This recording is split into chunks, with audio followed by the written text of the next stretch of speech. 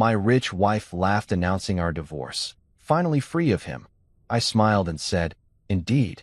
Then reality hit her hard when she realized the prenup entitled me to 85% of our assets, and her laughter turned to frantic bargaining. If laughter were currency, my wife would have been a billionaire that night. There she was, Clara, standing under the chandelier glow like it was her personal spotlight, in a red dress so scandalously perfect it looked like it came with its own NDA. The charity gala was supposed to be about raising money for children's hospitals, but somehow she turned it into a farewell party for our marriage. I watched her from across the ballroom as she tossed her head back, champagne glass in hand, laughing like someone who just deleted her student loans and her conscience in one night. "Finally free of him," she shouted, loud enough to make the jazz band pause mid-sax. The crowd around her, her co-workers, her mother's bridge club friends, and that one guy who sells overpriced art no one understands, burst out laughing with her. I could practically see the hashtag forming in their minds. Hashtag finally free, hashtag girl boss. I just smiled. Calm, cool, collected. I raised my glass of club soda because someone had to drive the drama queen home, and said, "Indeed." That one word hit the room like a dropped mic. You could have heard a fork hit the filet mignon from 3 tables over. The laughter stopped, her glass froze midair, and every rich bored donor in the room suddenly remembered they had morals, or at least better things to look at. Clara blinked at me like I'd just leaked a spoiler for her favorite Netflix show. "Excuse me," she said, that fake sweet tone women use when they're calculating how many witnesses are around before they throw something. "Indeed," I repeated, taking a slow sip like a man who just found peace in carbonation. The room went silent except for the violinist trying to decide whether to keep playing or fake an emergency. Someone coughed. Someone else whispered. The awkwardness was so thick you could have spread it on toast. Clara tried to laugh it off, but the sound came out brittle, like a champagne flute right before it shatters. Her friends started avoiding eye contact like cowards abandoning a sinking ship. I leaned back in my chair, still smiling, and thought, "You wanted an audience? Here it is." I didn't plan that moment. It just happened. Years of quiet endurance, passive-aggressive dinners, and subtle jabs disguised as jokes had built up like pressure in a shaken soda bottle. All I did was open the cap, and man, did it fizz. The host of the gala, a guy with more hair gel than sense, awkwardly tapped his microphone and said, "Well, let's thank everyone for their generous donations tonight," trying to move things along. Clara, still frozen, forced another laugh, the kind you do when you realize your social stock just tanked. I could almost see her mental spreadsheet recalculating future invitations. "Mason, darling," she said through a tight smile, "you really shouldn't joke like that." "You're right," I said. "It's not a joke. If looks could kill, I'd have been a headline." I could feel the heat radiating off her like a malfunctioning hairdryer. The waiters tried to pretend they didn't notice, but one of them, this young guy in his 20s, gave me that look men give other men when someone's finally getting what's been coming. The universal "good for you, bro" face. I stayed seated, calm, like the villain who doesn't need to raise his voice because the monologue's already written. Meanwhile, Clara tried to recover by talking louder, switching topics, and laughing again like nothing happened.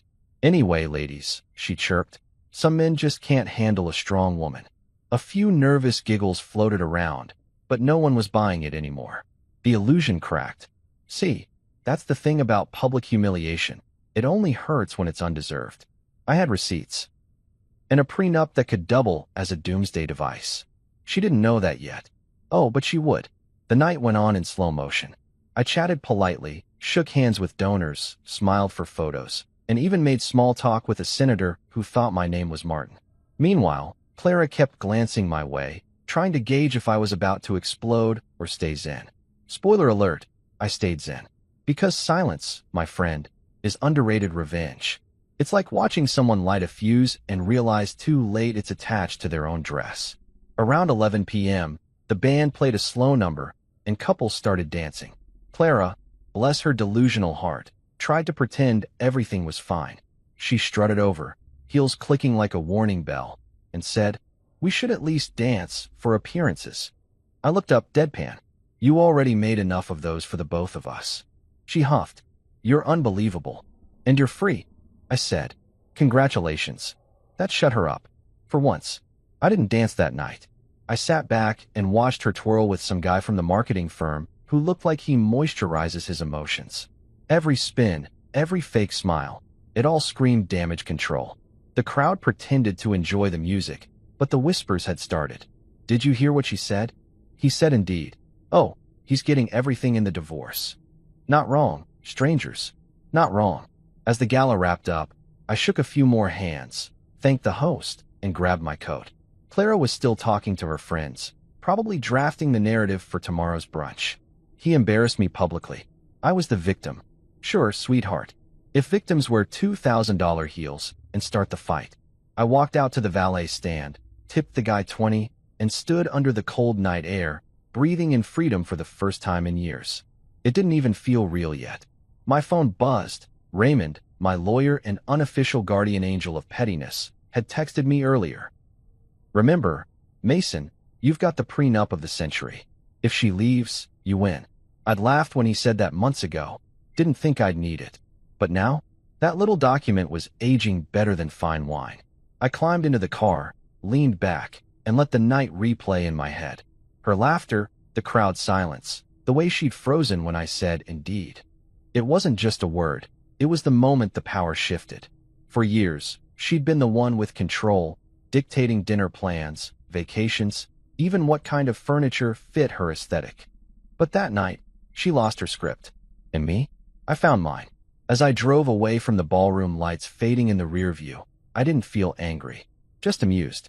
Because somewhere in that red dress and glittering arrogance, Clara had no idea she'd just triggered her own financial downfall. And the best part?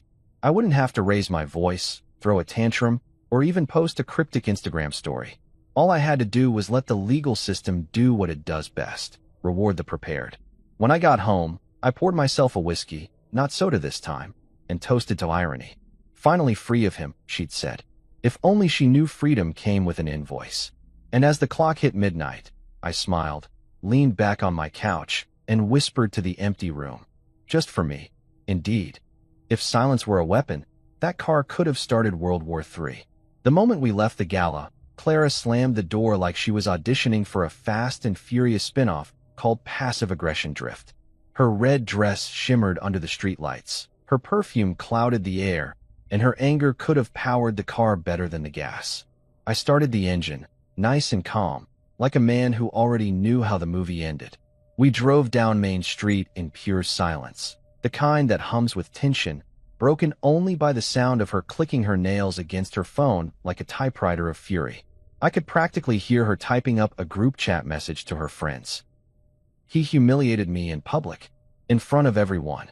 Yeah, sweetheart, that's what happens when you declare emotional bankruptcy at a charity gala. Aren't you going to beg? She finally hissed, voice sharp enough to slice through the tension.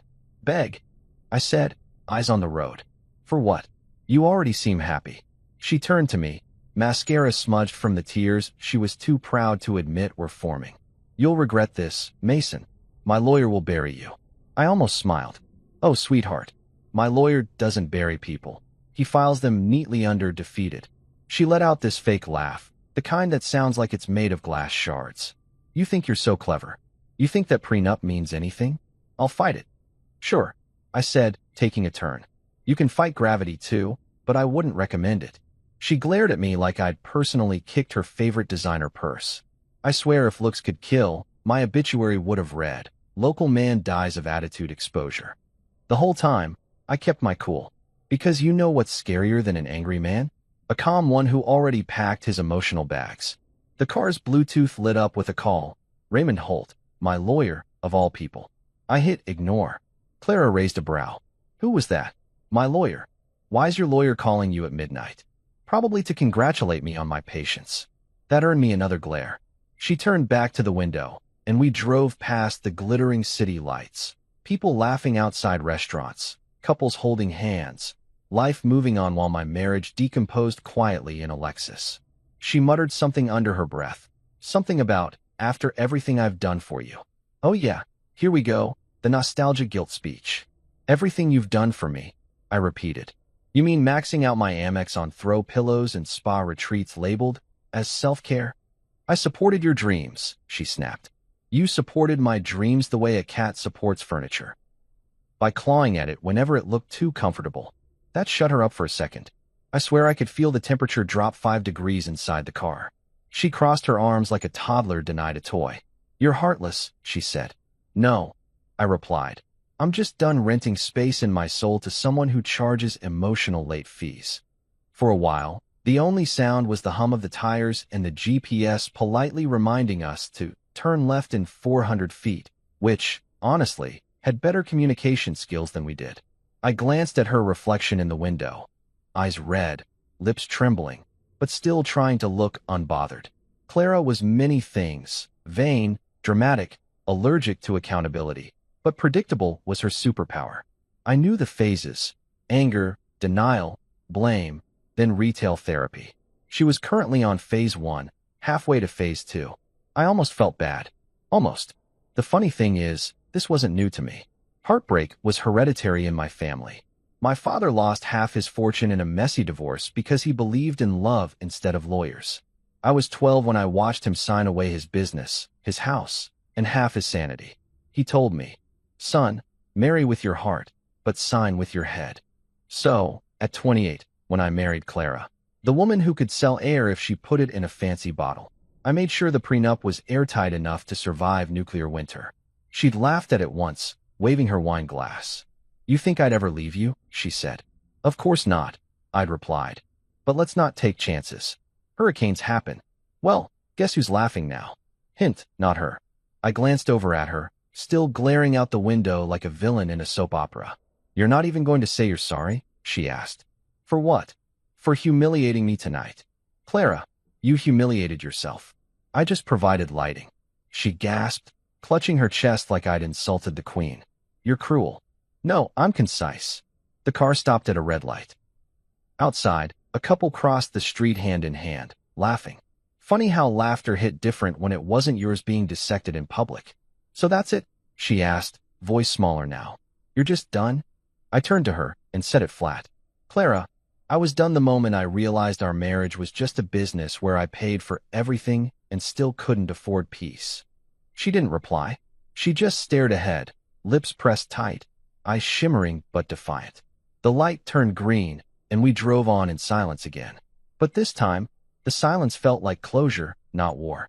My phone buzzed again, Raymond, persistent as ever. I ignored it, not because I didn't want to answer, but because I didn't need to. I knew how this would play out. I'd seen it before. She'd threaten lawyers, I'd stay calm.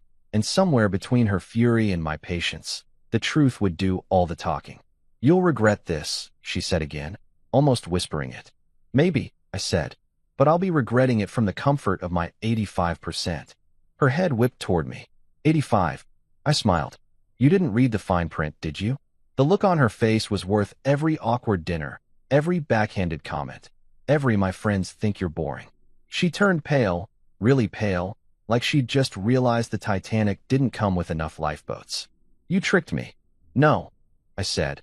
I just prepared for the version of you I hoped wouldn't show up.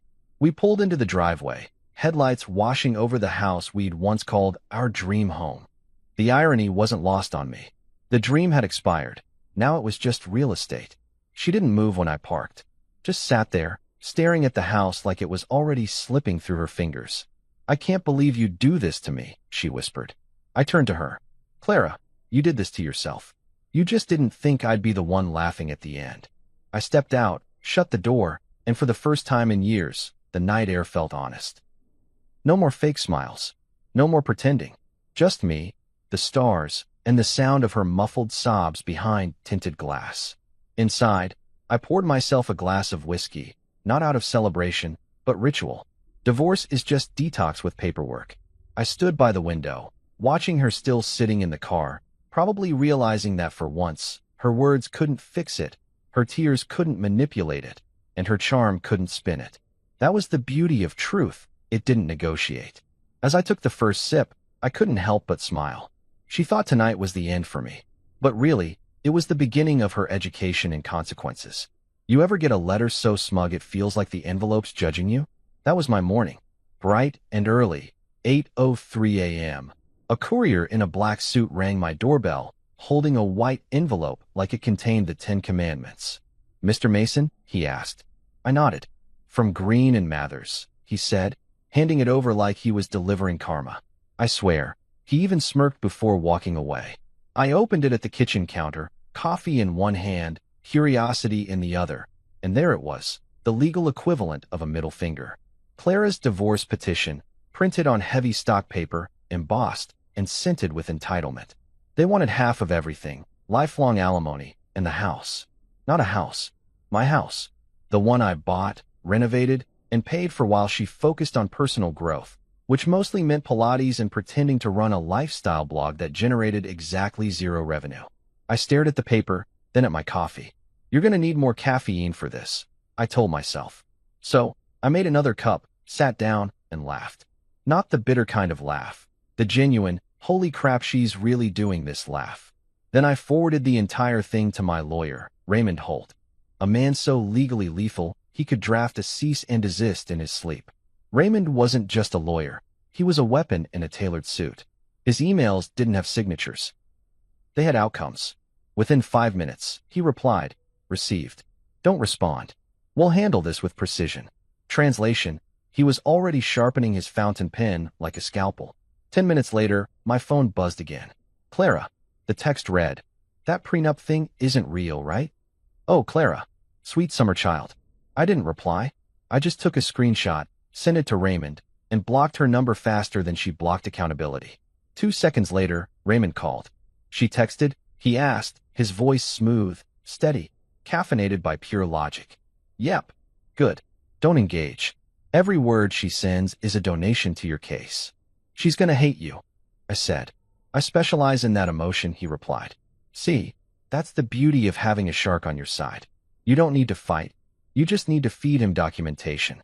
By noon, Raymond had already replied to Green and Mathers with a counter so surgical it could have been filed with a scalpel. His email began with, "Per the terms of the prenuptial agreement signed and notarized on April 12, 2017, and ended with a polite but firm "No, that's it." No long arguments, no drama, just no. Raymond believed in the art of legal minimalism. Every sentence he wrote sounded like it came with a threat in italics. Meanwhile, I sat in my living room watching the sunlight hit the same marble floor Clara once insisted we absolutely needed for the aesthetic. It was funny. All that marble, all that gloss, and yet no reflection could show me the man I used to be with her. The guy who worked late, paid bills, bought her gifts, and thought happy wife, happy life was a universal truth. Turns out, it's more of a marketing slogan. Around 1 p.m., my neighbor, bless his nosy heart, saw me reading through the papers and came over. "Everything all right, man?" he asked, leaning on the fence like we were in a 90s sitcom. "Divorce papers," I said. "Ah, crap. You okay?" "Better than she's about to be," I said, sipping my coffee. He whistled. "You think she'll go easy?" I laughed. Her definition of easy involves high heels and a courtroom meltdown. Raymond emailed again that afternoon with an update. "Expect escalation. Green and Mathers are aggressive but unimaginative. We'll crush them by Thursday." You gotta love a man with confidence like that.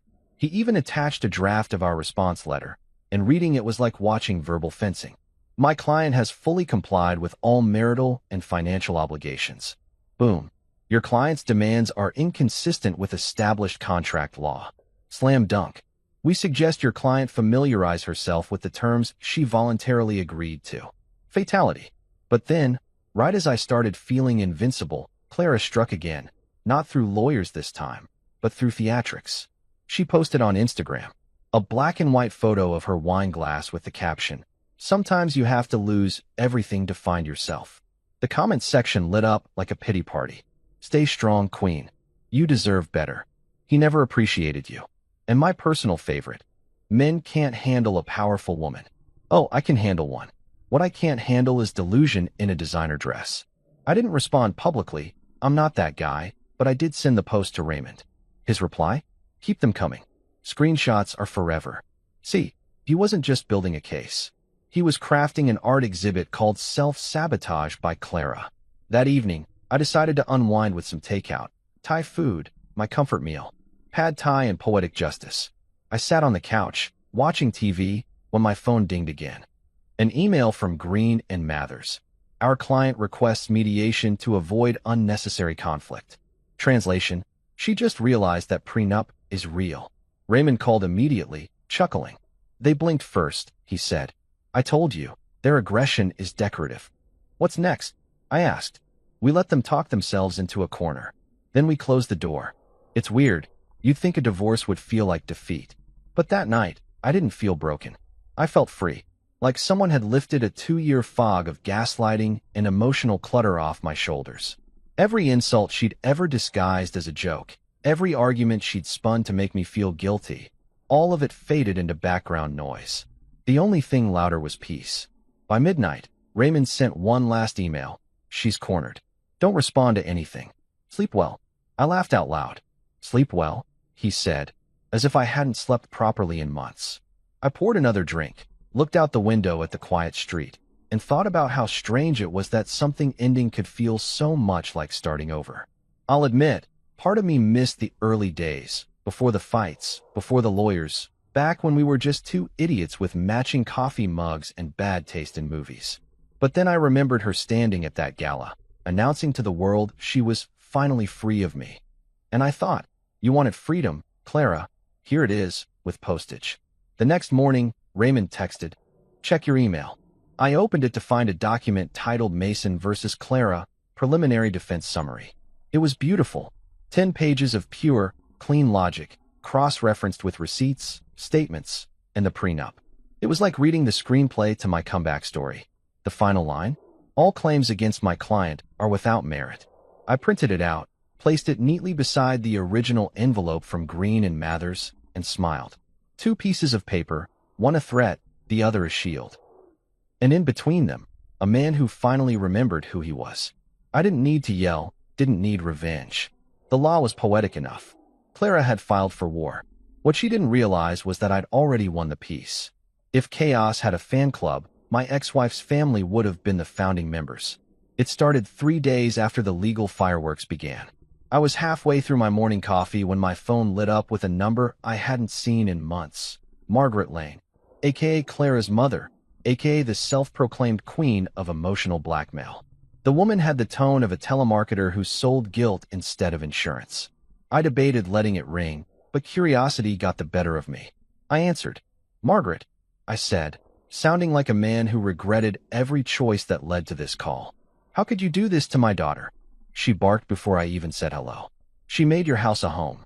Margaret, I said calmly. It was already a home. She just added candles and debt. There was a pause.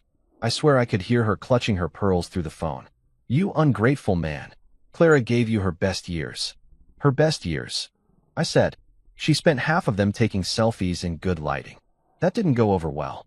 She launched into a dramatic monologue about loyalty, family, and how Clara sacrificed so much. I let her rant for a full minute while I ate toast. Margaret, I finally said, if this is about money, tell her she can keep the throw pillows. I'm feeling generous. Click. She hung up so hard the call log probably filed for workers' comp. But that was only the first wave of the entitled brigade. A few hours later, I made the rookie mistake of going to the grocery store, the one Clara and I used to shop at because she liked the vibe. There's no vibe at a grocery store, Margaret. There's produce and regret. Anyway, I'm standing there comparing oat milk brands like a responsible adult when I hear the high-pitched voice of Tiffany. Clara's best friend, maid of honor, and part-time gossip columnist for everyone's business but her own. Well, if it isn't Mr. Iceheart himself, she said, blocking my cart like a mall cop. Tiffany, I greeted, giving her the smile reserved for small children and telemarketers. She's heartbroken, Mason, Tiffany said, crossing her arms dramatically. She still loves you. Really, I said, tossing a box of cereal into my cart. Then tell her to stop sending her love through legal channels. Tiffany gasped like I'd just confessed to arson. You know, she was crying last night, she said, hand to her chest. That's funny, I said, because she laughed pretty hard when she declared herself free at a charity gala. You misunderstood her, she said, indignant. She was joking. Then maybe she should consider a new career in stand-up, I replied. She's clearly a natural at public humiliation. Tiffany made a face that said she wanted to throw her overpriced organic coffee at me. You've changed, she snapped. No, Tiffany, I said. I've just stopped paying emotional rent to people who never paid a dime back. And with that, I wheeled my cart past her and left her standing in the frozen food aisle, no doubt rehearsing how she'd twist the story later for her friends. By evening, the rumor mill had kicked into full gear. Apparently, according to social media, I was cold-hearted, unfeeling, and refused to fight for my marriage. Yeah, because nothing screams healthy relationship like fighting to stay with someone who filed a legal hit job for half your stuff. Even my barber asked, "Bro, you really dumped her like that?" I just said, "No, bro, she dumped herself. I'm just the poor guy she tripped over on the way out." Then came the text from Clara's cousin, Melinda, the family's unofficial PR agent. "Hey Mason," she wrote. "Just checking in. Hope we can all stay civil." Civil? This woman once tried to Venmo request me for gas money after crashing my car. "Of course, Melinda," I replied. "Civility's my middle name." She read that as an invitation to unleash a paragraph-long sermon about how family ties are forever, and Clara's going through a lot. I answered, "So am I. My coffee machine's been quieter since she left." No reply. Shocker. By day 3, I started calling it Operation Victim Tour 2024. Everywhere Clara went, she had a new audience. Her yoga group? He was emotionally unavailable. Her hairstylist? He was controlling. Her dentist? He never smiled anymore. Well, yeah, Clara. Hard to smile when you're funding someone else's midlife crisis before 40. My friends sent me screenshots of her Facebook posts, black and white selfies, captions like, "Sometimes strength is letting go," and a flood of comments from her emotional support squad. It was almost impressive. She managed to turn our divorce into a brand campaign. Meanwhile, I was too busy enjoying something radical. Peace. No passive-aggressive texts. No, babe, can you Venmo me for this? Number 20-minute arguments about whether quinoa counts as dinner. Just quiet. And you know what I discovered? Freedom has a sound. It's silence mixed with the click of a whiskey glass on a wooden table. Still, the entertainment value of watching her inner circle crumble was unbeatable. A week later, I ran into her brother, Paul, at the gym. Paul's a good guy, dumb as a rock, but good-hearted. He cornered me near the weights and said, "Hey man, heard things got rough." I nodded. "Rough's one word for it." "She's real upset," he said, wiping sweat off his forehead. "She thought you'd fight for her." I laughed so hard I nearly dropped the dumbbells. "Paul, she declared war with lawyers. That's not fighting for love. That's corporate restructuring." "Still," he said, scratching his head, "you could talk to her, maybe?" "Tell you what," I said, "when she returns my peace of mind and 3 years of tax stress, I'll consider it." He looked confused. "Tax stress? Ask your sister how many business expenses were handbags." He blinked. "Oh, conversation over." Later that night, I got another call, this time from Margaret again.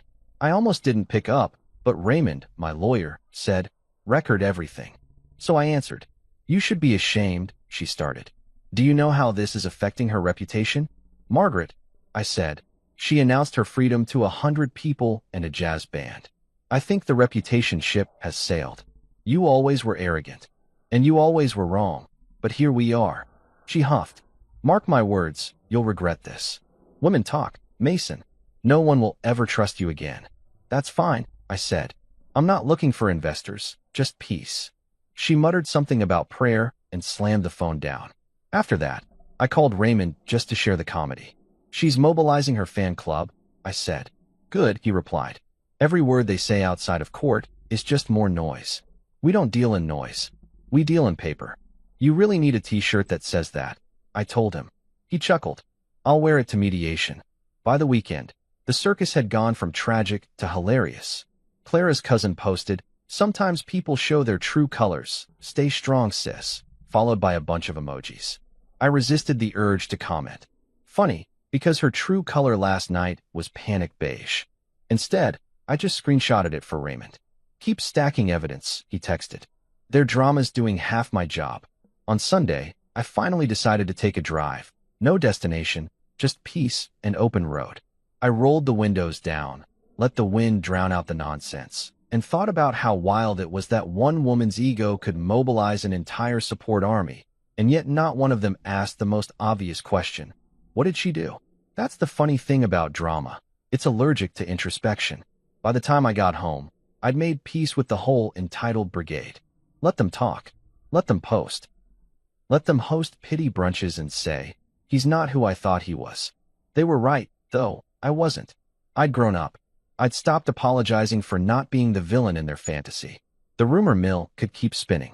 I was too busy drafting my happily ever after with a lawyer on retainer and a bottle of whiskey labeled Closure. Raymond Holt wasn't just a lawyer. He was a legal war machine in Italian leather shoes. The man could quote civil code like it was poetry and make judges question their own rulings. When I first met him, he introduced himself by saying, "My hourly rate is terrifying, but my results are biblical." I thought he was joking. I was wrong. He was the reason I slept at night knowing Clara could throw tantrums, but not lawsuits that stuck.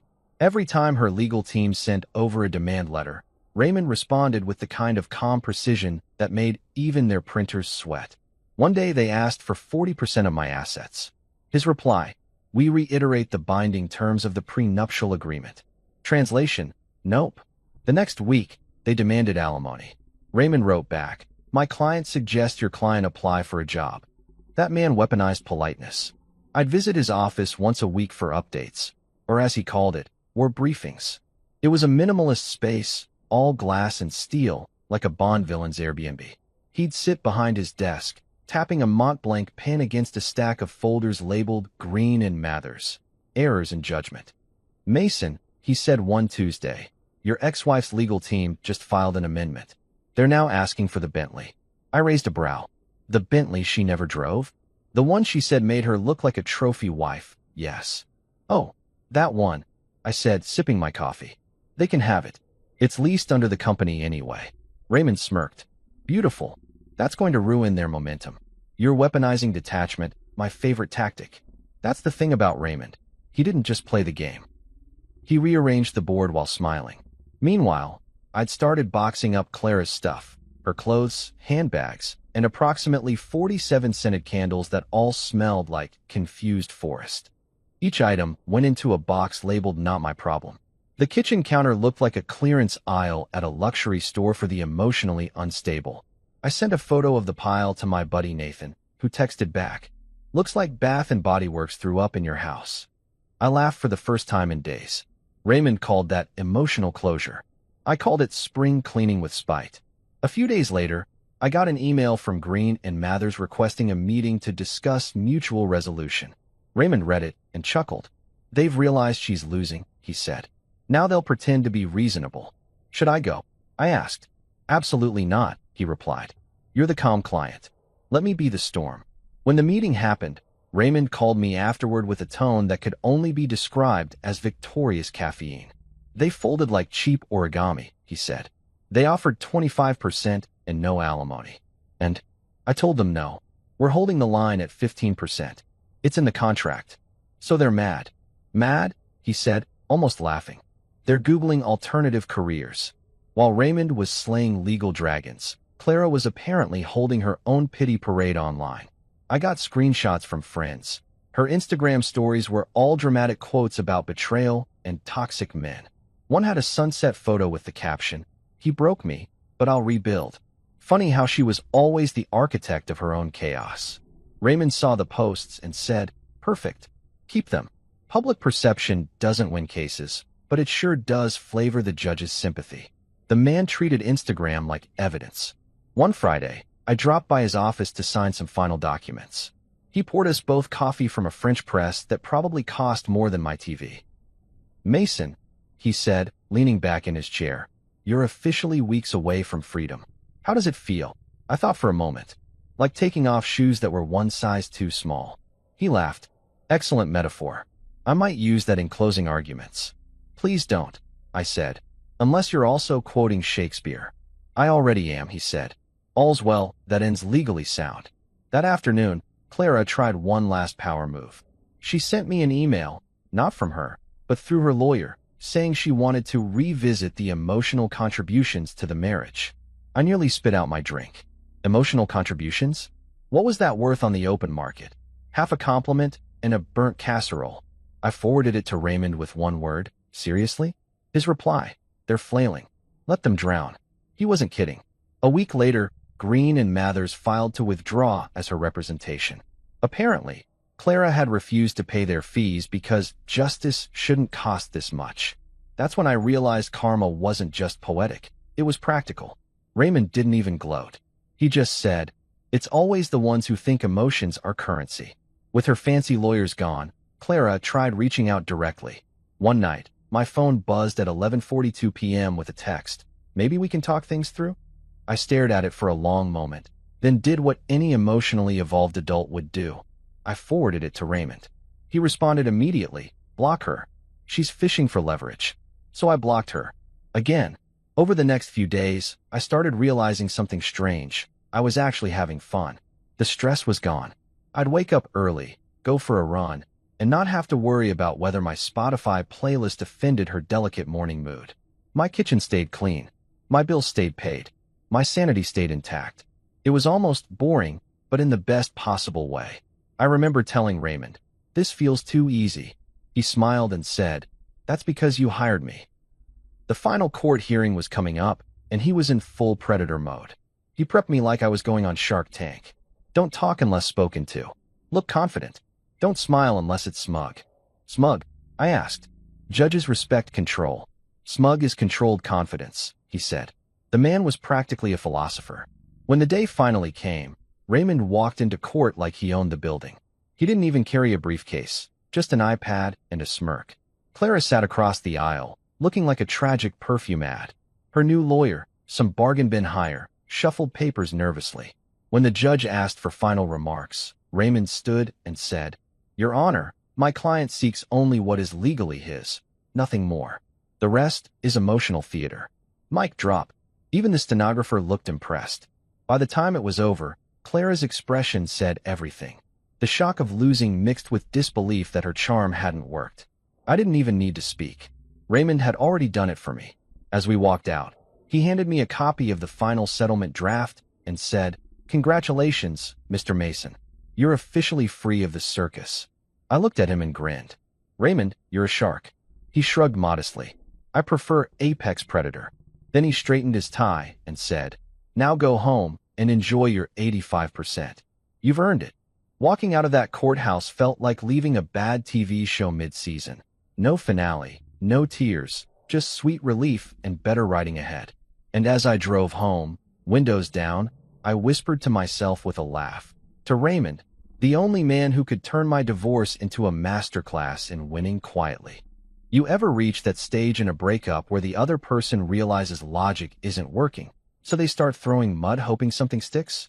Yeah, welcome to my ex-wife's masterclass in pettiness. Clara had moved from heartbreak to full-blown war crime energy, and I was her chosen battlefield. It started on a Tuesday night. Because apparently, chaos has a schedule.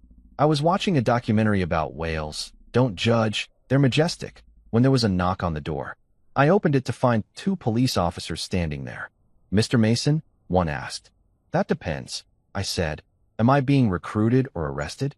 He didn't laugh. Tough crowd. "We received a call about a possible domestic disturbance." I blinked. "Domestic what now?" "Your wife, Clara Lane, filed a report claiming there was yelling and possible violence at this address." I actually laughed. Like full body, clutch your stomach laughed. "Officer," I said, "the only thing being beaten here is her case." The taller cop smirked a little. "Mind if we take a look around?" "Sure," I said, stepping aside. "Watch your step, though. Peace and quiet everywhere." They looked through my spotless living room, my kitchen, even peeked in my home office where my laptop sat open to a spreadsheet titled Financial Freedom. When they found nothing, one of them said, "You two going through a divorce?" "Yeah," I said, "and apparently she's auditioning for the role of Victim of the Year." They nodded, apologized for the inconvenience, and left. I closed the door, texted Raymond, and within seconds he replied, "Perfect. False report. That'll play nicely in court. Document everything." The next morning, I thought it was over. Silly me. I got to work and found an email waiting from HR. Subject line, "Urgent, concerning behavior report." For half a second, My heart stopped. Then I opened it. Anonymous complaint. Mason has been emotionally unstable since his divorce and may be unfit for leadership. I nearly choked on my coffee. HR called me in, serious as a funeral. Mason, said Karen, because of course her name was Karen. We received a concerning report. I leaned back in my chair. Let me guess, anonymous and oddly detailed? She nodded. Any idea who might have filed it? Oh, I have a hunch, I said. Does the complaint come with glitter and victim energy? Karen blinked. Excuse me. Never mind, I said. Long story short, I'm fine. My ex-wife's not. Karen gave a sympathetic smile that said I've seen worse. We just had to check. No disciplinary action. Just hang in there. I walked out of that office with a grin. Clara thought she could get me fired. What she didn't realize is my boss loves me like a tax deduction. I showed him the email, and he laughed so hard he nearly fell off his chair. Mason, he said, the only thing unstable about you is your ex-wife's Wi-Fi signal. That night, I poured a drink, looked out at the city lights, and thought, if she's gonna play dirty, she'd better bring soap. Because now, this was chess, not checkers. I wasn't going to stoop to her level. I was going to let her bury herself in paperwork. Raymond called me the next morning. She's escalating, he said, voice cool and amused. Good news is, every stunt she pulls adds another 0 to the moral victory column. How's that work? I asked. Judges love documentation. They hate drama. Keep being boring. Let her set herself on fire. I couldn't help but laugh. That your official legal advice? It's in Latin somewhere, he said. 2 days later, I got another gift from the Department of Petty. A friend texted me. Bro, Clara posted this. Attached was a screenshot of her new Instagram caption. Sometimes narcissists pretend to be calm to hide their guilt. Oh, she was really leaning into her villain origin story. Raymond loved it. Keep them coming, he said. She's building my closing argument for me. Then came the accidental text. At 9:17 p.m., my phone buzzed. Message from Clara. He fell for it. Tiffany. The cops actually showed up. Face with tears of joy followed by, oops, wrong person. I almost felt bad. Almost. I forwarded it to Raymond. He replied within seconds. Holy goldmine. Now, the problem with smart people is they think everyone else is dumb. Clara figured she could outmaneuver me because she was emotional, and emotional people love momentum. The issue? Momentum doesn't beat strategy. I stopped reacting. No calls. No messages. No shade. Just silence. And silence, my friend, is psychological warfare. You could practically hear her unraveling through her posts. You think silence is peace, but it's manipulation. No, Clara, it's peace. You just don't recognize it because it's allergic to drama. A week later, I got a knock at the door again. This time it wasn't the police. It was a courier, same suit as last time, different envelope. You're popular, he said. Tell me about it, I muttered. Inside, a restraining order request. She claimed I'd been harassing her via indirect communication. Raymond laughed so hard over the phone, he actually snorted. Indirect communication, he said. What does that even mean? Apparently, my silence is too loud. Oh, this judge is going to love her, he said. He filed a response immediately, attaching her own text messages and public posts. Within 48 hours, the case was thrown out with a judicial sigh, so strong you could feel it through the PDF. But Clara wasn't done. No, she was just warming up. She tried going for my car next. I got a call from the dealership saying someone tried to access my account, claiming to be my assistant. She said she needed to verify ownership of your vehicle, the rep told me. I laughed. Did she sound desperate and smell like Chardonnay through the phone? That's oddly specific, the guy said, chuckling. We didn't fall for it. I called Raymond. He added attempted fraudulent access to his growing list titled Clara's Self-Destruction Log. By this point, even her friends were backing away. Tiffany stopped posting Stay Strong, Queen, and started posting vague quotes about toxic people learning lessons. You could feel the loyalty leaking. I didn't gloat, though. Okay, maybe a little. But I was mostly fascinated. Watching someone implode with such dedication is like witnessing performance art. Around week 3, Clara tried one last Hail Mary. She showed up at my office. Full glam, crocodile tears, the works.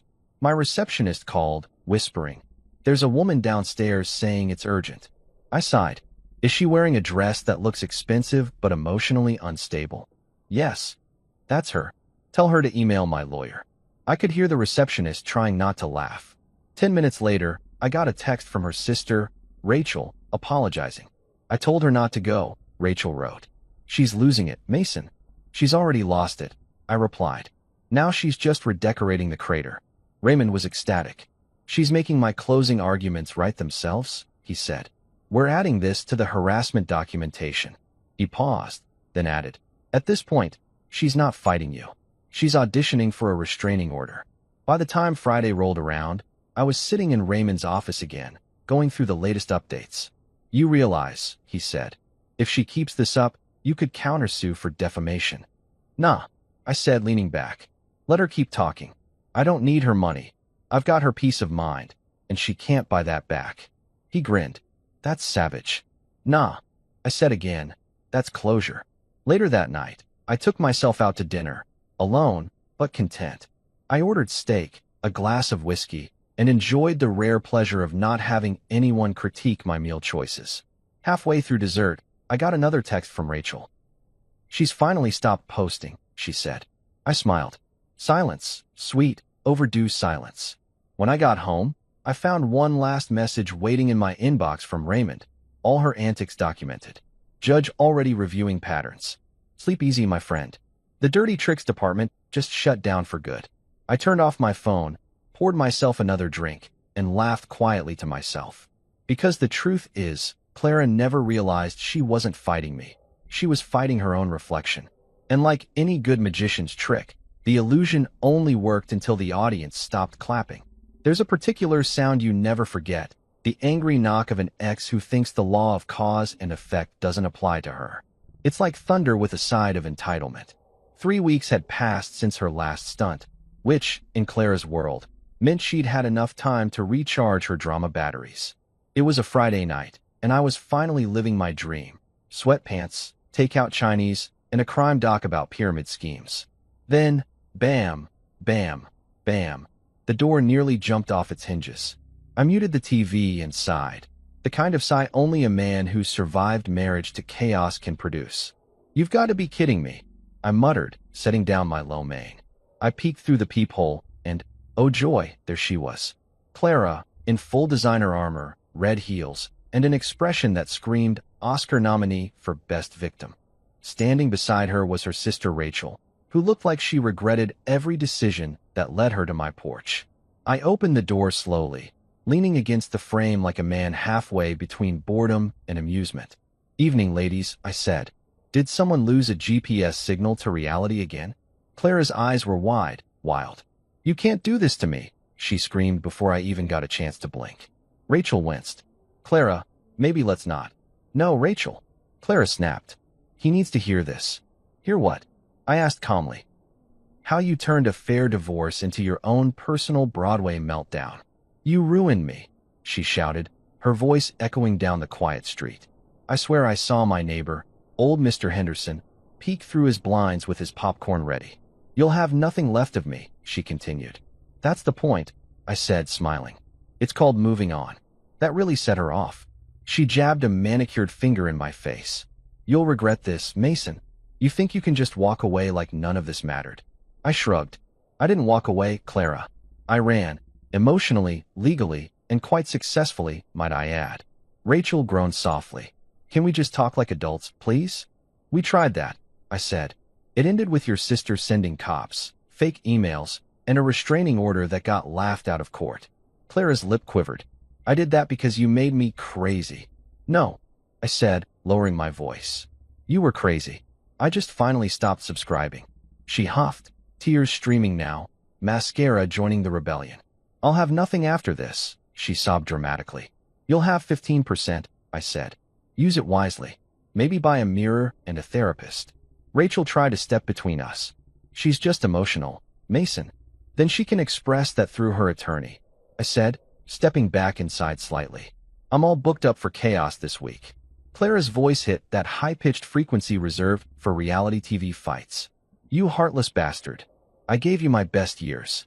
You mean the years where I funded your Etsy addiction and watched you find yourself through luxury spa packages? She gasped, like I'd thrown holy water at her demons. You're cruel. No, I said. I'm consistent. The whole time, Rachel looked like she was mentally teleporting to another planet. Clara, please, she said quietly. This isn't helping. You always take his side. Clara barked, spinning on her like an unhinged ballerina. You don't understand. He's destroying me. Sweetheart, I said, leaning on the doorframe. You're doing a great job of that all on your own.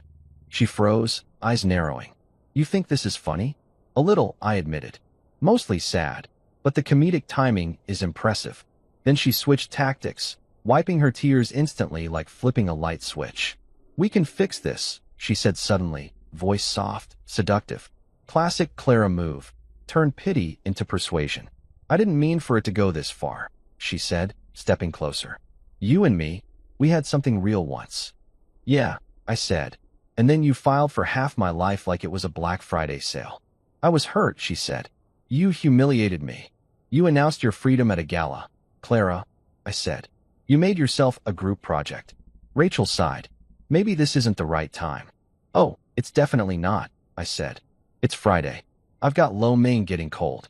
Clara ignored her sister, voice trembling again. Please, Mason, I just need to talk. I'm scared.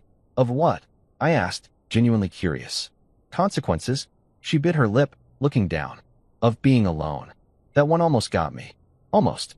But then I remembered the cops, the fake HR complaint, and the late-night texts about winning. Sympathy left the chat. Then maybe, I said quietly, you should stop treating people like placeholders. For a second, she just stood there, silent. No screaming, no theatrics, just stillness. And for the first time, I saw it, the realization. The moment the hurricane understands the damage it caused. Rachel placed a hand on her shoulder. Come on, she whispered. Let's go. Clara shook her off, turning back to me, voice shaky but defiant.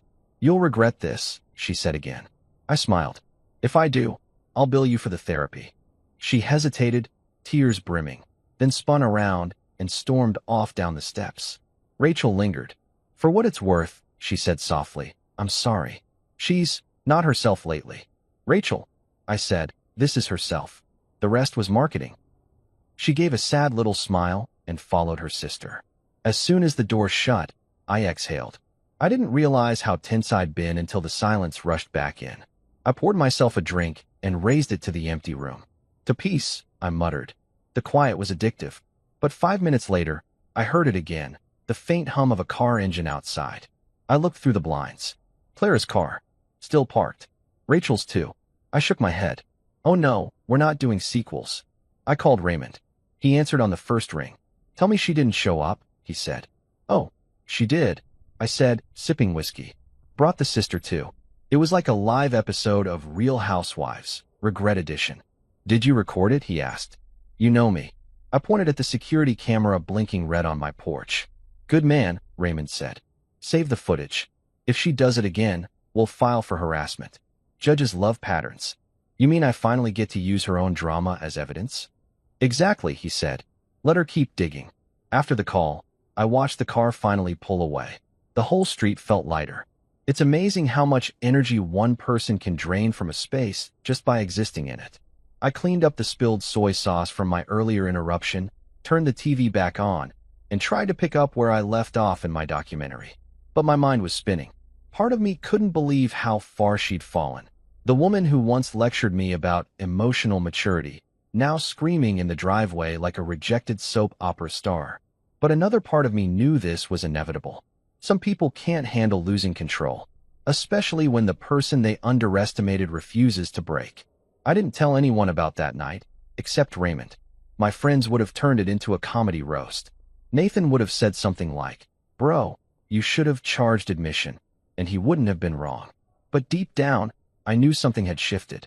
That door slam wasn't just physical. It was symbolic. For years, Clara had used emotion as her weapon. Tears, guilt, charm. She wielded them all like a professional. But tonight, none of it worked. Tonight, she realized I was bulletproof. The next morning, my phone buzzed. Rachel again. She's embarrassed. She didn't sleep. Just wanted you to know she won't show up again. I texted back, good. Tell her my door's retired from drama. She replied with a simple thumbs up emoji, the international sign for I'm exhausted too. That weekend, Raymond filed a no-contact notice just in case. You don't have to serve it yet, he said. But it's there if she forgets how doors work. The man always had a line ready. I thanked him, hung up, and finally decided to do something normal, mow the lawn. Sounds small, but after months of legal wars, silence, and emotional minefields, pushing that mower felt like therapy. The neighbors waved. Even Mr. Henderson gave me a thumbs up, probably proud of surviving another episode of the live soap opera next door. That night, as I sat on the porch watching the sunset, I replayed everything in my head. The gala, the court hearings, the chaos, and now this, her meltdown finale. It felt like I'd survived a hurricane, and for the first time, the air was still. I didn't feel angry anymore. I didn't even feel vengeful. I just felt done. Completely, beautifully, quietly done. A week later, I got an email from Raymond with the subject line, "Closure arrived." Inside was the official court notice, final hearing date set. One step away from freedom. I poured myself a drink to celebrate, raised my glass toward the window, and said, "To Clara, may her next victim read the fine print." Then I laughed, because honestly, I wasn't even bitter. She'd written her own ending. I just let the credits roll. The thing about karma is, she doesn't text you first. She just shows up wearing stilettos and a smug smile, and suddenly everything the other person thought they were winning starts slipping through their manicured fingers. That was Clara's next few weeks, one long, slow-motion collapse, and I didn't even have to lift a finger. It started with a call from Raymond on a Monday morning. "Green and Mathers just reached out," he said, voice calm, amused, like a man reading bedtime stories to a fool. "They're begging for leniency." I nearly dropped my coffee. Begging? As in actual begging. "Their words," he said. "She won't listen. She thinks she can negotiate through tears." I leaned back in my chair, grinning. "That's my girl," I said. "Weaponizing emotion when logic leaves the building." Raymond chuckled. "Well, the judge isn't buying it. And wait till you hear this. Your ex forgot to declare a $60,000 diamond necklace in her asset disclosure." "Oh, you mean the necklace I bought for her mother's birthday that she claimed was a loaner?" "That's the one. We found the receipt." Her credibility just evaporated.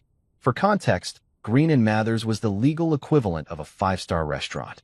Expensive, impressive, and full of things you regret paying for. So when Raymond said her lawyer was begging, that meant one thing. They were done pretending she was rational.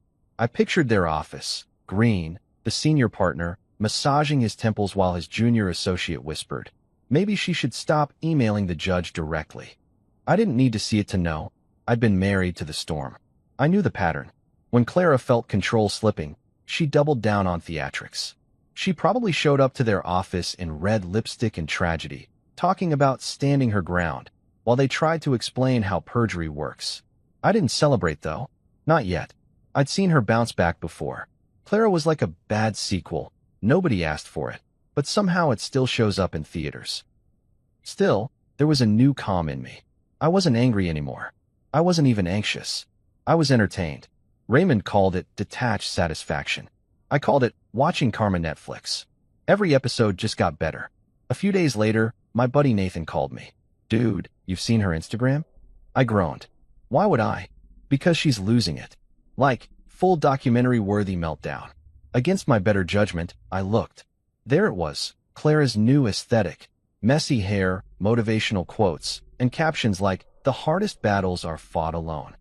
The comments were all predictable. "Stay strong, queen. Men are trash." Sending prayers and wine.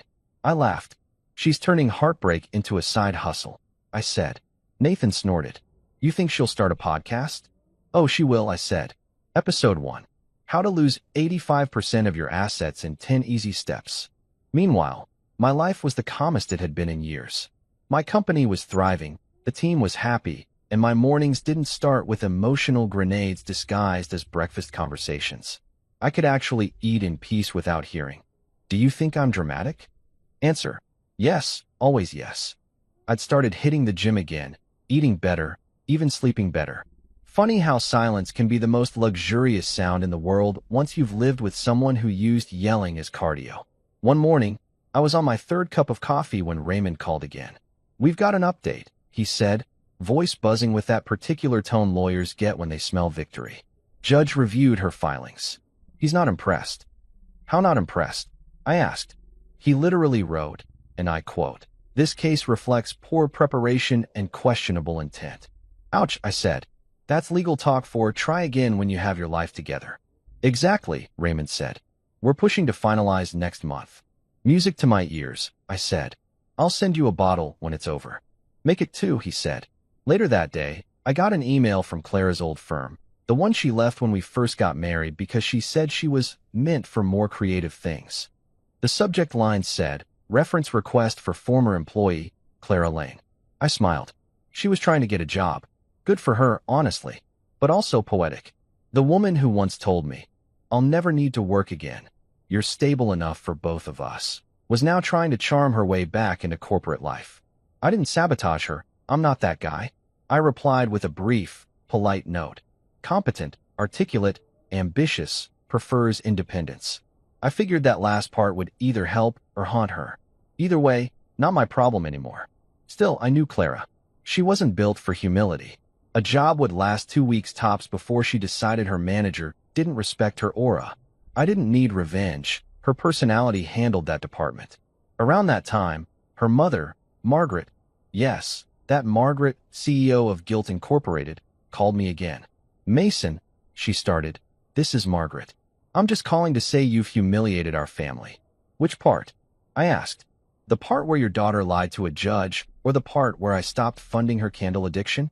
"You think this is funny?" she snapped. "She's been crying for days." "So have I," I said. Mine just happened to be tears of laughter. Click. She hung up again. That woman could hang up faster than a telemarketer during a power outage. Raymond told me not to engage with her anymore. "Margaret is emotional residue," he said. "Ignore her." So I did, and something magical happened. The call stopped. For the first time in months, my phone wasn't a panic device. It was quiet, peaceful. Then, just when I thought we'd hit peak serenity, Karma decided to deliver dessert. Raymond forwarded me an email chain between Green and Mathers and Clara. Apparently, she'd fired them mid-case. Claimed they were uninspired and didn't fight hard enough. Which is hilarious considering they'd practically written her closing arguments for her. Raymond's note attached said, "She's self-representing now." I stared at the screen. "She's what?" I called him. "Please tell me you're joking." "I wish," he said, chuckling. "She filed her own motion. It's handwritten. In pink ink." "You're lying." "I'm not." She even drew a sad face in the margin. I was silent for a full 10 seconds, trying to decide whether to laugh or light a candle for the judge's sanity. "So she's suing me with arts and crafts." "Basically," he said, "I've seen toddlers write stronger rebuttals." At that point, I couldn't even be mad. It was performance art. I pictured her at home, hair tied up, surrounded by scented candles and half-empty wine glasses, scribbling. He emotionally abandoned me, while dramatic music played in the background. If self-sabotage had a Pinterest board, this was it. 2 weeks later, her defense got tossed out. The judge's note said, "This submission does not meet the criteria of a formal motion." Raymond sent it to me with one line. Case closed, almost literally. By then, the gossip had finally died down. The same people who'd commented "Stay strong, Queen," had gone quiet. Tiffany, her old friend, was now engaged to someone new and probably too busy taking engagement selfies to maintain her loyalty membership in the Clara support group. Even her mom stopped calling. It's funny how people disappear when your chaos stops being entertaining. One Friday, I ran into Rachel, her sister, at a coffee shop. She looked tired but kind. "She's moving soon," she said, sitting across from me. "Some small condo near her work." "Good for her," I said, genuinely meaning it. "Maybe fresh air will do her good." Rachel sighed. "She's humbled, I think." "For real this time." "Humbled," I said. "So we're in the apology prequel phase?" Rachel gave me a faint smile. "Maybe." She wanted me to tell you she's sorry. I raised an eyebrow. Sorry like sorry, or sorry like, "Please forget the restraining order and let's talk." "The first one," she said softly. I think she finally realized what she lost. I nodded, staring into my coffee. "Yeah," I said quietly. "So did I." When I got home that evening, I found an envelope in my mailbox. Handwritten. No return address. Inside was a note. "You were right. I ruined everything. I just didn't think you'd really walk away." I stared at it for a long minute. It wasn't angry. It wasn't manipulative. It was just sad. For the first time, I didn't feel satisfaction, just finality. Because when someone finally admits the truth, the story ends. I didn't reply. What could I say? I told you so wouldn't fix anything. Besides, silence had worked perfectly so far. I folded the letter, slipped it back in the envelope, and tucked it into a drawer, not because I wanted to keep it, but because it felt like a gravestone for that part of my life. The following Monday, Raymond called one last time. "Mason," he said, "congratulations. It's official. Divorce finalized. You're free." I didn't cheer or celebrate. I just exhaled. "You did good work, Raymond." "You did better," he said. "You stayed calm." I laughed. "I had no choice. You scared me more than she did." He chuckled. "That's how I keep my clients alive." When I hung up, I stood by the window for a while, watching the city. The sun was setting, painting everything gold. Cliché, maybe, but fitting. It was over. The legal circus, the emotional warfare, the chaos, all of it. Just like that, the noise was gone. I turned on some music, old jazz, her least favorite genre, and poured a drink. "To peace," I said, clinking my glass against the invisible ghosts of my past. And just before bed, I checked my phone one last time. No calls, no emails, no drama, just a quiet home, a life rebuilt, and the faint smell of victory mixed with takeout. Freedom, as it turned out, didn't come with confetti. It came with stillness. And damn, it was beautiful. The first morning after the divorce papers were officially stamped and sealed, I woke up before my alarm. No shouting, no phone buzzing with emotional warfare, no dramatic sighs from the bathroom about how love dies slowly. Just the sound of my coffee machine doing God's work. The smell hit first, dark roast, victory, and something else that almost felt like peace. I stood in my kitchen barefoot, staring out the window like a man in a commercial for antidepressants. Except this time the smile was real. The sunlight came through the blinds, hitting the marble countertop she once said was too cold for family photos. Turns out, peace has better interior design taste. My phone was silent, which used to be suspicious. Now it was sacred. I sat at the table with my mug, took a long sip, and thought about how everything had changed. A few months ago, I was losing sleep over depositions and texts from my ex's lawyer demanding I acknowledge her emotional contributions. Now I was free, officially, legally, beautifully free. And the best part? I didn't even have to fight dirty. Karma did all the heavy lifting while I drank water and minded my business. Somewhere out there, Clara was posting another filtered selfie captioned, "New beginnings cherry blossom sparkles," and I couldn't even be mad. Let her have her hashtags. I had peace. Around 9 a.m., Raymond called. The man didn't even say hello properly anymore. He just opened with, "How does it feel to own 85% of everything and 100% of your sanity?" I laughed. "Feels like a sale I didn't know I wanted until it cleared." "I told you," he said. "The law always wins when the paperwork's smart and the lawyer's smarter." "Don't flatter yourself too much, Raymond," I said. "You might start charging me for compliments." "Too late," he said. "You'll see that line item next invoice." "You're unbelievable." "I'm undefeated," he corrected, and I could practically hear him smiling through the phone. We chatted for a few minutes about loose ends, final statements, property transfers, all that legal confetti. Then, before hanging up, he said something I didn't expect. "You know, Mason, not everyone gets to leave this kind of mess without losing themselves. Be proud you did." That one stuck with me. For all the sarcasm and bravado, Raymond wasn't wrong. Divorce doesn't just split assets. It splits who you are. You either shrink or evolve. And I wasn't about to shrink for anyone. I spent the next few days reclaiming little parts of my life I'd forgotten. Simple things. My playlist didn't have to skip sad breakup songs. My fridge didn't contain diet yogurt that expired emotionally before it did physically. And best of all, my evenings were quiet. No, can we talk? Followed by a 45-minute monologue about how my tone in a text message was detached. Detachment had become my superpower, actually. That and sarcasm, the two cornerstones of male survival. On Friday, I met up with Nathan at our favorite bar, a small whiskey place downtown that smelled like oak, stories, and other men's bad decisions.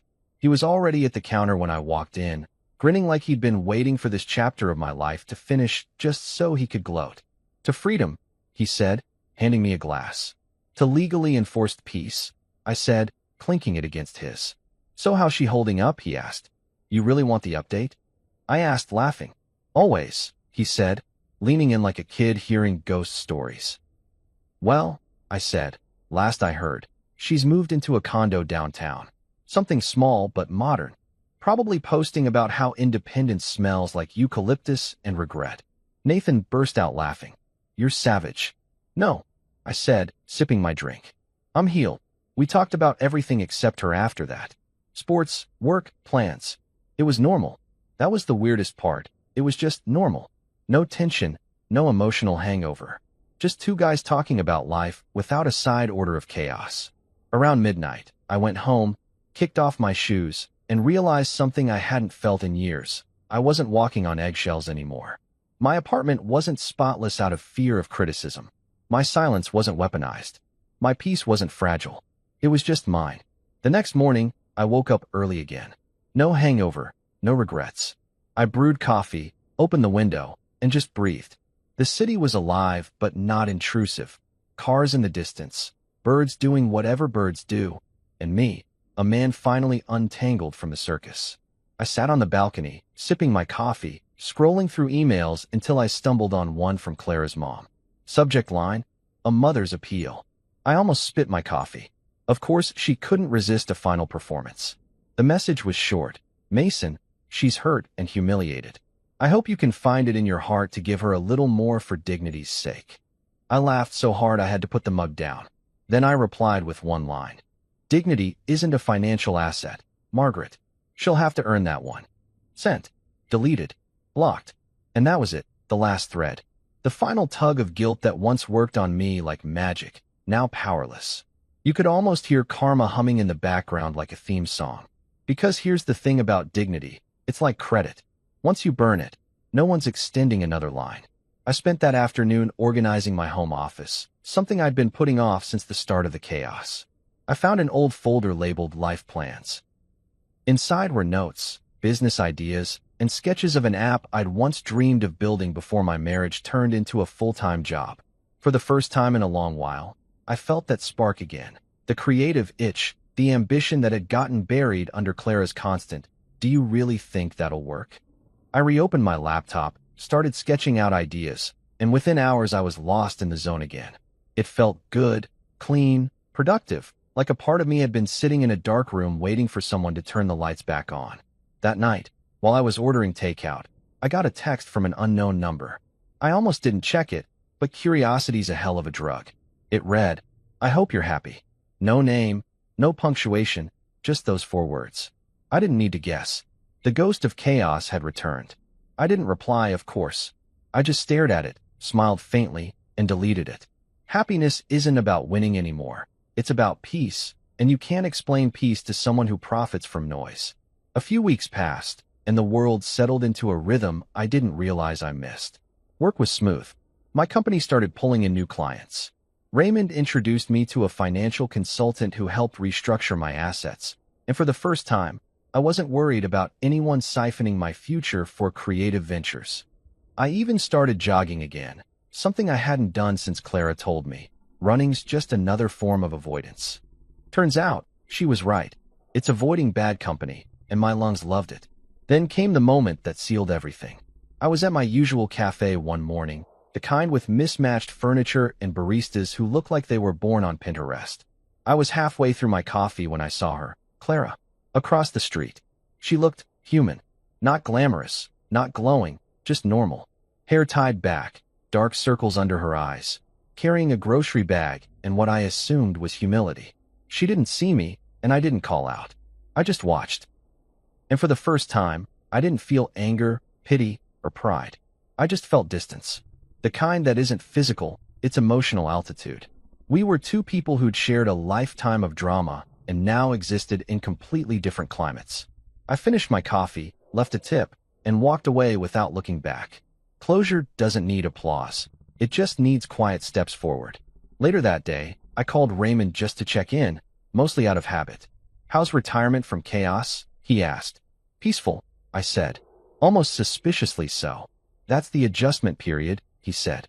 "You'll start to crave it soon." "Too late," I said. "I already do." He laughed. "Good. Stay boring. Boring wins court cases and life. The next weekend, Nathan convinced me to join him on a small road trip, just a few hours out of the city, hiking, camping, all that finding yourself nonsense. But you know what? It worked. Sitting by a campfire, stars overhead, I realized I wasn't angry at Clara anymore. I wasn't even thinking about her most of the time. She was just a chapter, one I'd finished reading and shelved permanently. The memories didn't sting anymore. They were just stories. And if there's one thing I learned through all of it, it's that revenge is overrated. Peace is quieter, but it lasts longer. By the time I got back home Sunday night, I decided something. I was done living in reaction to her. No more letting the past take up rent in my head. I wanted new stories, new people, new laughter that didn't come with a price tag or a legal clause. So I started saying yes again, to things, to life, to possibilities. When a coworker invited me to a charity dinner, I said yes. When a friend asked if I'd join his startup project, I said yes. When Raymond asked if I wanted to help his nephew build a small app prototype for legal contracts, I said yes. Because saying no had kept me safe, but saying yes was what made me feel alive again. A month after the divorce, I realized I hadn't once checked her social media, not out of discipline, but because I genuinely didn't care. That's when you know healing isn't a performance, it's real. You stop watching the scoreboard because you're too busy playing your own game. I started sleeping better, eating better, laughing more. Freedom had become my new normal, and honestly, it looked damn good on me. One morning, as I poured coffee and leaned on the balcony, the sunrise painted everything gold again, just like that first morning of peace. I thought about the road it took to get here, the laughter in the ballroom, the silence in the car, the legal wars, the doorstep drama, the unraveling, and now this. Coffee, sunlight, calm. Karma wasn't loud when it arrived. It whispered, "You're good now." And I believed it. It's funny how endings rarely look the way you imagine. You picture fireworks, a grand speech, or some cinematic moment where you walk off into the sunset with slow-motion confidence. In reality, the finale of my marriage came with a cup of coffee, an unread text, and the kind of quiet you could build a new life on. 6 months had passed since the legal circus packed up and left town, and I was finally living like a man who didn't flinch every time his phone buzzed. My mornings were simple: coffee, gym, work, peace. The Holy Trinity. I'd learned to enjoy boring, because boring meant stable, and stable meant no one was trying to emotionally sue me before breakfast. The day the final divorce check cleared into my account, I stood there looking at the notification and thought, damn, this is what closure looks like. Not bad. The court had officially ruled in my favor. 85% of all marital assets. The house, the car, the accounts, the company shares. Clara got her 15% and a luxury condo somewhere downtown, probably filled with scented candles and selective memory. Raymond had called me that morning with his usual dry enthusiasm. "Congratulations, Mason. You are now legally free to make bad decisions without my supervision." "I thought that's what I was paying you for," I joked. "You were," he said, "but freedom comes with responsibility and a new hourly rate. You ever stop billing people for jokes?" "Not in this economy." I could hear papers shuffling on his end. "One last thing," he said. "The judge's note complimented your composure throughout." He said, and I quote, "Mr. Mason displayed remarkable restraint." Is that legalese for he didn't punch anyone? Essentially, yes. It's rare. Wear it like a badge. "I'll get it framed," I said. He laughed. "You earned it, my friend. Most people come out of divorce bitter. You came out wealthier and funnier." "That's my brand," I said. "Revenge, but make it charming." After we hung up, I poured another cup of coffee and sat on the porch, thinking about how different life looked now. The house was quiet, but not in that heavy, suffocating way it used to be. It was a calm silence, the kind that didn't demand attention. I'd redecorated too. Got rid of the pastel nonsense and replaced it with clean lines, dark wood, and furniture that didn't make me feel like I was living in an influencer showroom. Every corner of the house felt like me again. Simple, grounded, and slightly sarcastic. The irony of it all still hit me sometimes. The night Clara thought she'd humiliate me in front of her friends was the same night she started a chain reaction that landed her broke, single, and living off a settlement that probably barely covered her skincare routine. Karma didn't come swinging. It came with a clipboard and perfect timing. She'd laughed that night, remember? Finally free of him, she said. And I'd simply raised my glass and replied, indeed. I didn't realize back then that indeed would become the title of her downfall. That one word aged like a fine legal document. Now, every time I think of that night, I can't help but smile. It's not even out of bitterness, it's amusement. Because there's something deeply satisfying about knowing you didn't have to destroy anyone. You just let them self-destruct. I didn't shout, I didn't argue, I didn't even curse her out. I just watched her play herself like a YouTube tutorial. People say revenge is sweet, but honestly, peace tastes better. It's smoother, goes great with coffee. A few weeks after everything was finalized, I ran into her by accident. It was at a restaurant downtown, one of those places that tries too hard to look casual while charging you $40 for salad. I was there for a business dinner. She was 2 tables over, sitting with what I assumed was a date. I noticed her before she saw me. She looked fine. Not bad, not glowing, just fine. That's the thing about people who live for drama. When the spotlight fades, they become unremarkable.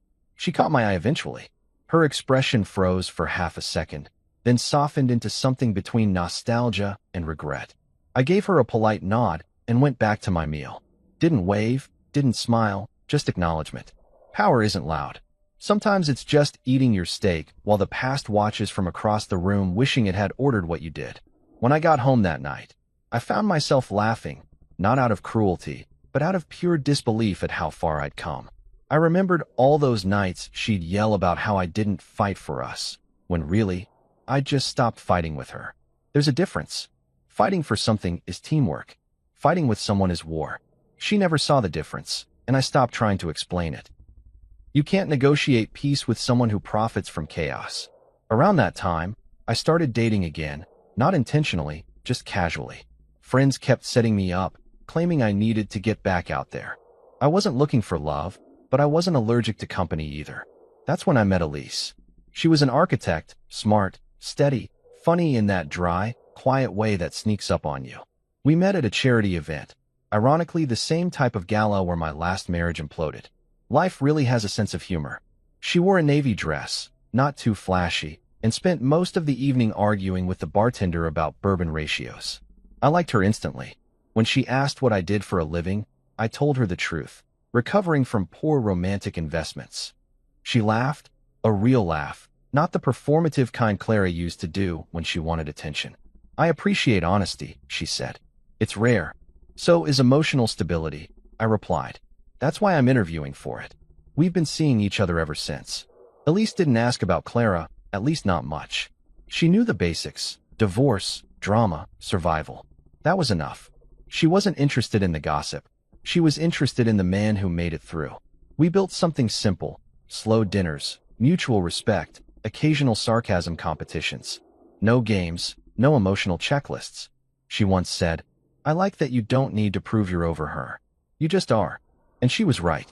Healing doesn't announce itself. It just shows up one day wearing peace and smelling like good coffee. One night, we were sitting on my porch. Yes, the same porch where I toasted to my freedom months ago. She asked, "Do you ever think about her?" I didn't lie. Sometimes, I said. Not in a sad way, though. More like, remembering a movie I once thought was good until I saw the ending. She laughed so hard she nearly spilled her wine. That's dark. That's accurate, I said. The truth is, I don't hate Clara. Hate takes effort, and she doesn't deserve any more of that. What I feel is gratitude. Warped gratitude, sure, but gratitude nonetheless. Because her betrayal woke me up. It taught me that peace is a choice and that silence can be the loudest form of revenge. It taught me that the right paperwork can save your sanity, and the right lawyer can become your spirit animal. But mostly, it taught me to never again apologize for outgrowing chaos. A few weeks ago, Clara sent one last email. Subject line: closure. I opened it expecting drama, but it was short, shockingly so. I just wanted to say I'm sorry. I thought winning meant taking things from you, but you were right. It means letting go. I hope you're happy. I read it twice. No manipulation, no blame, just words. Maybe she finally found her version of peace too. I didn't reply, not because I was angry, but because some stories end better with silence. I archived it and moved on. Now my life runs on small rituals. Morning coffee, evening whiskey, weekend hikes with Elise. Work trips that don't feel like escape missions. Sometimes, when I'm sitting in traffic or cooking dinner, a memory will sneak in, her laugh echoing across that ballroom, the way everyone turned to look at her when she toasted freedom. And instead of anger, I smile. Because she was right in a twisted way. She was finally free. So was I? The difference was, mine came with peace and legal backing. The funny part? The night of that gala, I remember thinking her laughter sounded like victory. Now I realize it was the sound of a fall beginning. The universe has impeccable comedic timing. The same woman who mocked me for being too logical lost everything because she couldn't think straight. The same people who cheered her toast now avoid her like she's an expired coupon for bad advice. Meanwhile, I'm here, sitting on my porch, sipping bourbon next to a woman who doesn't confuse drama for depth. If that's not poetic justice, I don't know what is. Sometimes, Elise teases me. You really love your peace, don't you? She says. It's my favorite hobby, I reply. You ever miss the chaos? She asks. I shake my head.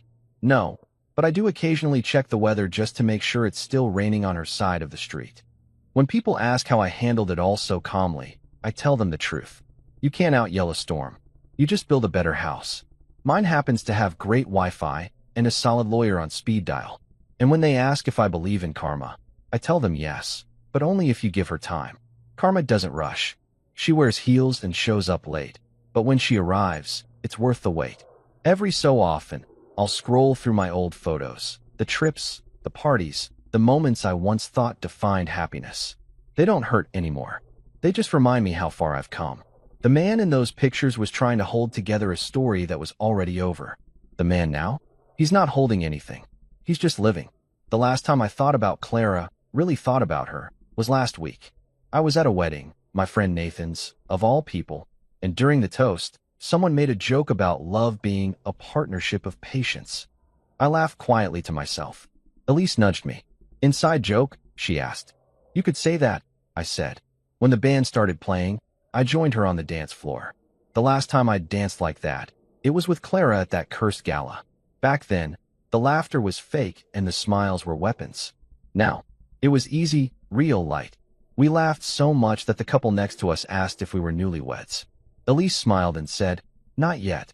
I grinned and thought, yeah, but this time, I'll choose better. As the night ended and we walked to the car, she looked at me and said, You've really come a long way, huh? Yeah, I said, looking up at the stars. And I did it quietly. She laughed. You and your dramatic one-liners. Hey, I said, opening the door for her. They work. When I got home later, I poured one last drink, stepped onto the balcony, and looked out at the city lights. Somewhere out there, maybe Clara was doing the same. Different balcony, same moon, different peace. Maybe she was happy, maybe she wasn't. Either way, it wasn't my story anymore. Mine was here, in this moment, in this quiet victory. I raised my glass to the night and whispered the same word that started it all. Indeed.